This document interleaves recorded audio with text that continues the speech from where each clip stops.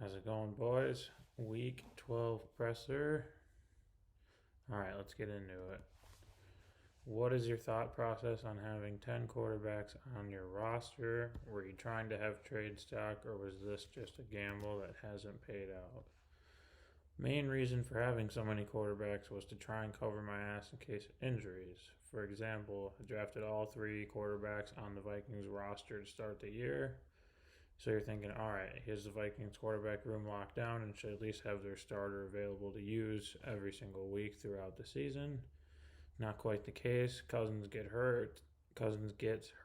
They trade for Dobbins. Now I'm without one potential option at QB that I was planning on having Cousins all year, or at least having spot starts with Jaren Hall or Mullins, so that sucked.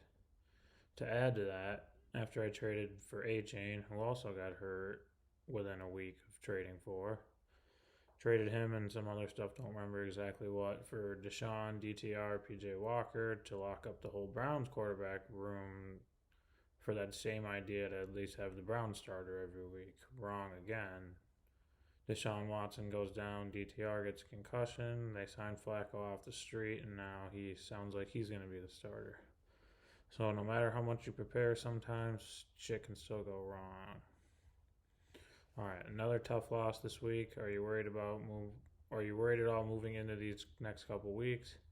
Big weeks for a lot of teams trying to sneak their way into playoffs. Anything you're telling the locker room to keep everyone's head steady? Main message is like I've discussed before. We haven't had any injury luck, and we're still in a position to make playoffs. When you make playoffs, you never know what can happen. So I'm not too worried yet. Obviously, it's time to pick it up, but we're here and we'll do the best we can with it.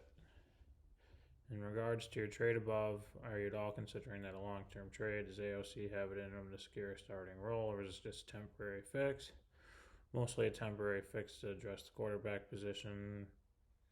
I have no idea where Aiden O'Connell, Logan Thomas, or Hunter Renfrow will be and what their role will be at this time next year. Could the Raiders take a QB? Certainly possible, but Logan Thomas is getting up there in age. He's got to be regressing in the next couple of years here at most. I also have Waller and Mayer at tight end and had no issue throwing Hunter Renfrow in to get the deal done. Kupp has had a quiet season this year. Any comments on him in general? Do you think he can turn it around? As most owners are with him, not really thrilled with how he's played when he's healthy or quote unquote healthy.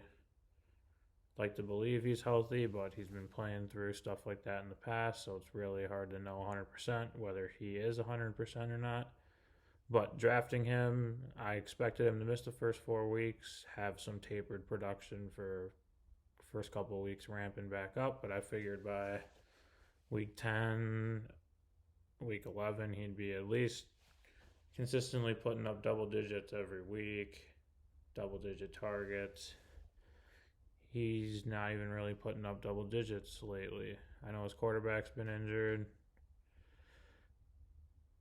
Sorry, I lost my spot. I know his quarterback's been injured.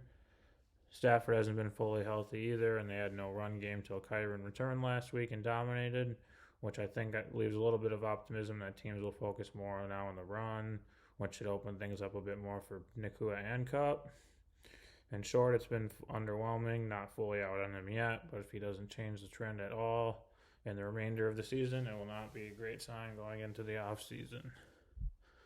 Being a fringe playoff team in that 500 range fighting for final two playoff spots, are you concerned your team may have peaked too early after being the lowest score? Or do you think you'll make playoffs?